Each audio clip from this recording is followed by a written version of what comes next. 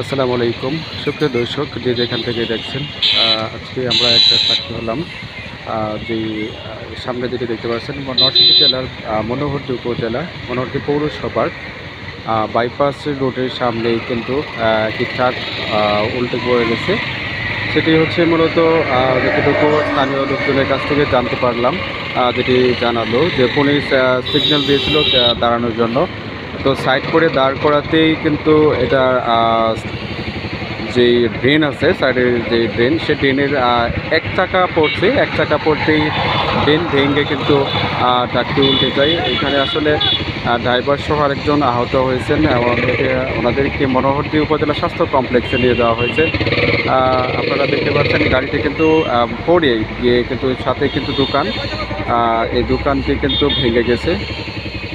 যেটি এটাতে আসলে যতটুকু জানতে পেরেছি যে ফিট আছে, যেটি চালাকচর যাওয়ার কথা। তবে আসলে এখানে দোকানদার, আল্লাহর রহমতে দোকানদার যারা আছে তারা কিন্তু ভিতরে লোক ছিল, সেগুলো আল্লাহর রহমতে বেঁচে গেছেন।